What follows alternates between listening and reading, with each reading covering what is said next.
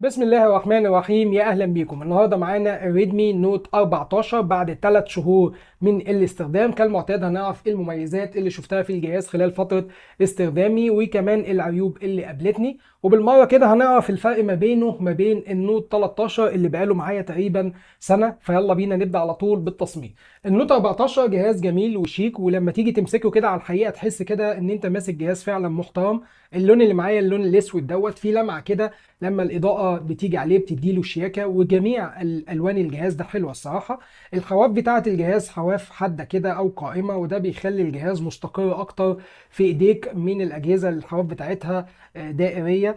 هنا الحواف الحاده دي بتخليه مستقر كده في ايديك، وبصراحه بيديك كده انطباع ان الجهاز متين. ابعاد الجهاز وشكله كده بصفه عامه شبه قوي النوت 13، تحس الاتنين كده توأم، مفيش فروق ما بينهم سواء في الابعاد او حتى في الشكل، فيما عدا الجزء بتاع نافذه الكاميرات. والوزن زاد شويه بسيطه، تقريبا 8 جرام كده ولا حاجه. الوزن اصبح 196.5 جرام بدلا من 188.5 جرام، وده بسبب ان البطاريه في النوت 14 اصبحت 5500 ملي امبير بدلا من 5000 ملي امبير. ودي طبعا نقطه ايجابيه انهم قدروا يحافظوا كده على الوزن. لما تمسك الجهازين مش هتحس باي فرق في الوزن، ودي حاجه تمام جدا. البطاريه زادت لكن الوزن ما زادش بشكل كبير. الميزه بقى اللي انا بشوفها في النوت 14 وفي النوت 13 وتقريبا في جميع الفئه دي عن تجربه شخصيه ولسنوات طويله، هي الخامات. الاجهزه هنا بتيجي بخامات من البلاستيك سواء الظهر او الفريم، ولكن نقدر نقول ان بلاستيك محترم، يعني بلاستيك نظيف زي ما بنقول في مصر كده. لما نيجي نبص كده على الفريم بتاع النوت 14 بعد 3 شهور من الاستخدام، هنلاقيه انه لسه بلمعته كأن لسه مطلعه من العلبة امبارح. الظهر برضه لسه بحالته. يا راجل النوت 13 برضه يعني الفريم بتاعه والظهر لسه بحالتهم، كأني برضه لسه جايبه يعني من شهر ولا حاجة.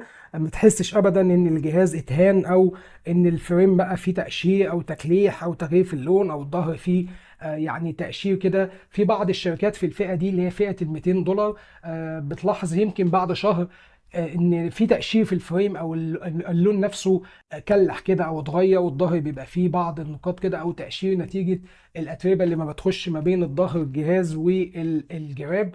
ولكن في النوت 13 والنوت 14 او في الفئه دي زي ما بقول، الشركه بتستخدم فعلا خامات كويسه. فانا بتكلم هنا على الخامات عشان ما حدش يجي يقول لي ان السوفت وير بتاع الشاومي فيه بعض المشاكل. ان مش بنكر ان شاومي فيها مشاكل، وهنتكلم على مشاكل السوفت وير قدام شويه في الفيديو. الجهاز مقاوم لرذاذ الماء بمعيار اي بي 54، وده اصبح المعيار الرسمي موجود طبعا في النوت 13. يعني شويه ميه خفيفه شويه عرق ما تقلقش على الجهاز، ولكن نتمنى في الاجيال القادمه يكون في معيار اقوى من كده. من فوق عندنا مدخل ال 3.5 مللي اللي انا بشوفه مدخل مهم جدا لاستخدام السماعه السلكيه، وموجود طبعا في النوت 13. والناس حتى اللي معاها سماعات بلوتوث فبيجي علينا اوقات كده وبننسى نشحن السماعه، فالمدخل ده للفئه دي مهم قوي. وعندنا من فوق برضو مايك عزل المكالمات، ومن خلال تجربتي اقدر اقول ان المايك بيعمل بكفاءه جيده. يعني لما تكون بتتكلم في مكان كده فيه دوشه، مترو مثلا او مواصلات عامه، فالطرف التاني بيكون سامعك بشكل كويس. طبعا انا استخدمت النوت 13 لمده سنه، واقدر اقول لك برضو ان المايك بيعمل بكفاءه كويسه جدا. بصمة الجهاز تحت الشاشة، والبصمة هنا أدائها كويس، استجابتها حلوة، ما هياش أسرع حاجة ولكنها استجابتها حلوة. يعني هي نفس البصمة برضو اللي موجودة في النوت 13، مفيش فروق. نقدر نقول عنها بصمة كده فئة متوسطة. السماعات بتاعة الجهاز ستيريو سبيكر، السماعة السفلية بتشتغل مع سماعة المكالمات، وهي برضو نفس السماعة اللي موجودة في النوت 14 هي اللي موجودة في النوت 13. وتعالوا كده نسمع النوت 13 بعد سنة من الاستخدام ونشوف عوامل الزمن بقى هل أثرت في السماعات ولا لا.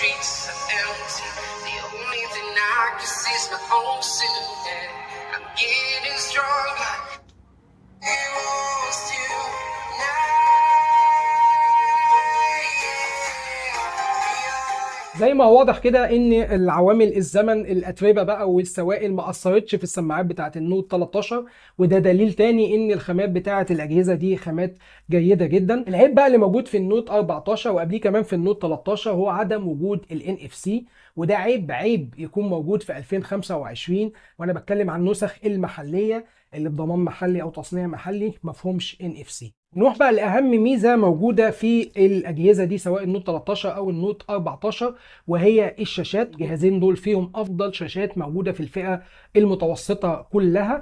يعني عشان تجيب اجهزه بجوده الشاشات دي يعني لازم تجيب جهاز فوق ال 17000 جنيه. عندنا هنا شاشه كبيره بحجم 6.67 انش بنسبه استحواذ 87.5% من مساحه الواجهه الاجماليه، يعني مش هتشوف غير الشاشه. الشاشه محميه بطبقه حمايه من نوع كورنينج جوريلا جلاس الجيل الخامس. الشاشه من نوع اموليد بدقه فول اتش دي بلس 1080 في 2400 بكسل مع كثافه بكسلات 395 بكسل بير انش، وبتدعم تقنيه ال HDR 10 بلس، وبتدعم الدولبي فيجن. والالوان هنا يعني مش عايز اقول لكم مشبعه وجميله وزوايا رؤيه حلوه جدا. المشاهده على الشاشه دي يا جماعه مشاهده ممتعه، لما تيجي تتفرج على اي محتوى كده هتبقى مبسوط ويعني حاسس كده انت بتتفرج على جهاز فلاج شيب. كمان اللي بيميز الشاشه بتاعه النوت 14 هي معدل السطوع. معدل السطوع هنا بيصل الى 1800 نتس، يعني انت ماسك لمبه في ايديك حرفيا، وده معناه ان انت تقدر تستخدم الجهاز تحت اشعه الشمس المباشره.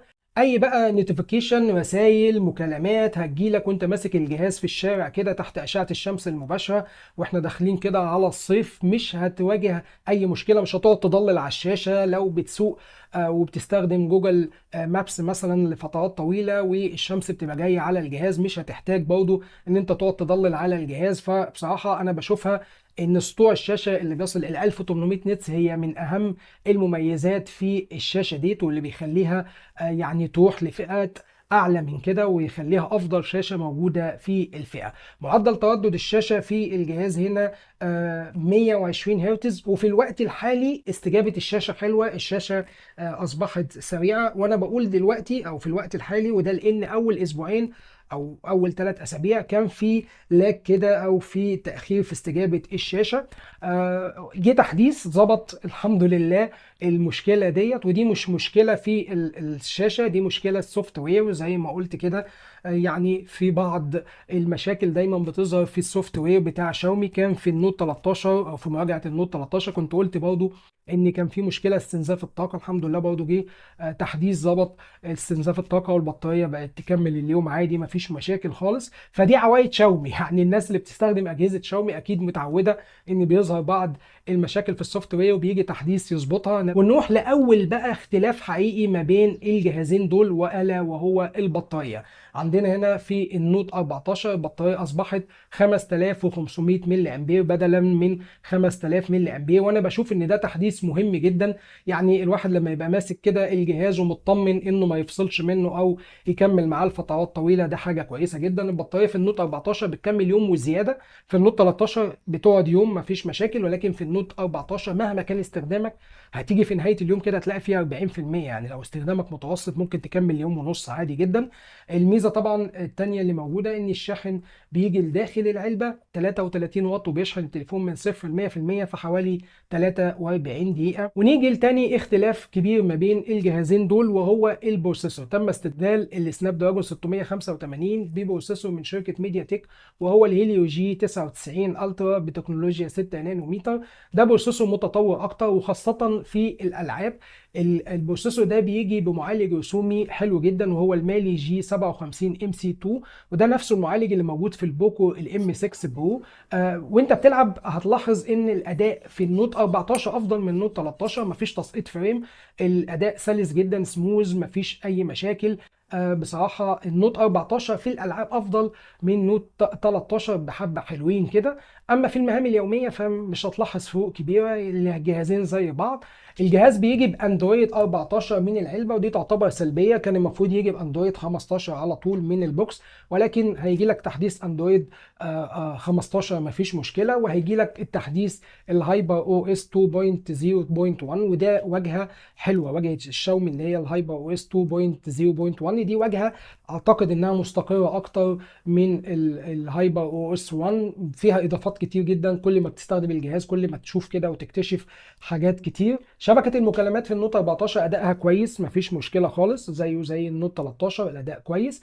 ولكن العيب انهم شالوا بقى سنسور المكالمات اللي كان موجود في النوت 13 اللي بيعتمد على الهاردوير، الى سنسور مكالمات بيعتمد على السوفت وير وبيعتمد على الحركه. ودي اكيد عيب يعني، مش عارف ليه رجعوا خطوه لورا وشالوا السنسور اللي كان موجود في النوت 13 اللي كان بيقفل في اي وضعيه لما يجي لك مكالمه. هنا لازم يعني تمسك التليفون بحركه كده معينه زي ما احنا عارفين، ولكن مش هتزاولك يعني وانت بتتكلم. الشاشه مش هتفتح، مش هيبقى فيه لمسات خاطئه. ولكن اكيد السنسور اللي موجود في النوت 13، سنسور المكالمات اللي موجود في النوت 13 افضل من اللي موجود في النوت 14. ثالث اختلاف ما بين الجهازين وهو منظومه الكاميرات. منظومه الكاميرات اختلفت شويه. صحيح الكاميرا الاساسيه هي 108 ميجا بكسل، ولكن يعني خلوا فتحه العدسه في النوت 14 اوسع شويه اف 1.7 بدلا من اف 1.8. شالوا الكاميرا العريضه 8 ميجا بكسل واستبدلوها بكاميرا مايكرو 2 ميجا بكسل. الكاميرا في كاميرا للعزل 2 ميجا بكسل في الجهازين، ما لهمش لازمه قوي يعني. الكاميرا السيلفي اصبحت 20 ميجا بكسل بدلا من 16 ميجا بكسل. تعالوا كده نشوف اداء النوت 14 تحت اشعه الشمس كده في الاضاءه القويه. زي ما حضراتكم شايفين الصور كلها مشرقه، الوانها حلوه، الوان مشبعه. الصور فيها شاربنس، فيها حده كده حلوه جدا. بالمناسبه النوت 14 بقى مزود بالذكاء الاصطناعي في الصور. يعني زي ما حضراتكم شايفين كده الصور اصبحت احسن، مش محتاج ان انت تحمل جوجل كاميرا او برامج خارجيه عشان تصور زي ما هو الحال في النوت 13. في الاضاءه المنخفضه برضو الاداء بتاع النوت 14 حلو جدا، في استقطاب للاضاءه جيد جدا. الصور يعني لو عملنا مقارنه كده ما بين الجهازين هنلاحظ ان الصور بتاعه النوت 14 مشرقه اكتر، فيها تفاصيل احسن، فيها حده احسن، ما فيهاش نعومه زي اللي موجوده في النوت 13. زي ما قلت في مراجعه النوت 13 انت محتاج تحمل جوجل كاميرا عشان تاخد صور كويسه، في النوت 14 مش محتاج. فانا بشوف ان منظومه الكاميرات في النوت 14 افضل من النوت 13. زي ما حضراتكم شايفين في نماذج الصور. كاميرا المايكرو ال 2 ميجا بكسل اللي موجوده في النوت 14 اداءها حلو قوي. يعني انا مش محبين قوي التصوير عن قرب، ولكن لما جيت اجرب زي ما حضراتكم شايفين في الصور اللي قدام حضراتكم دي، نتائج الصور حلوه جدا. تقدر تصور كده عن قرب مسافه 2 سم، هتطلع تفاصيل جميله والوان حلوه قوي. يعني صحيح انا مفتقد شويه للكاميرا العريضه، ولكن مش مشكله. نروح للكاميرا السيلفي. برضه الكاميرا السيلفي ال 20 ميجا بكسل في النوت 14 افضل من اللي موجوده في النوت 13، سواء في الاضاءه القويه او في الاضاءه المنخفضه. تصوير الفيديو الكاميرا بتقدر الاساسيه تصور لغايه دقه 1080 60 فريم، ولكن ما انصحكش قوي ان انت تصور على 60 فريم، لان الجهاز ما فيهوش طبعا مثبت بصري، في مثبت الكتروني مش فعال قوي على دقه 1080 60 فريم. لما ننزل بالدقه ل 1080 30 فريم هناخد ثبات افضل اثناء الحركه. المايك بتاع الجهاز بالمناسبه اداؤه كويس جدا. تشتري بقى النوت 14 ولا النوت 13؟ مبدئيا لو انت معاك النوت 13 ما تجيبش او ما تفكرش ان انت تحدث للنوت 14، لان الفروق مش كبيره، نفس الشاشه يعني نفس الاداء تقريبا. لكن لو انت يعني رايح تشتري جهاز ويعني محتار تجيب النوت 14 ولا لا، لا الجهاز فيه امكانيات حلوه جدا. زي ما قلت افضل شاشه، سماعات ستيريو، بطاريه قويه جدا، منظومه كاميرات يعتمد عليها حتى وان كان في بعض مشاكل في السوفت وير اللي ممكن تواجهك. فشاومي مش بتسيبك يعني، هي بتبعت لك تحديثات بتظبط المشاكل اللي ممكن تظهر. فدي يعني مشاكل السوفت وير البسيطه ما تاثرش على تجربه الاستخدام. ان شاء الله هيكون في فيديو لمراجعه الكاميرات او تجربه الكاميرات بشكل تفصيلي اكتر، فتاكد ان انت تكون مشترك في القناه وفعل زر الجرس عشان يجيلك اشعار بالفيديو. ودي كانت كل حاجه عن النوت 14 بعد 3 شهور، الفرق ما بينه وما بين النوت 13. هنا نيجي لنهايه الحلقه، اشوفكم على خير والسلام عليكم ورحمه الله وبركاته.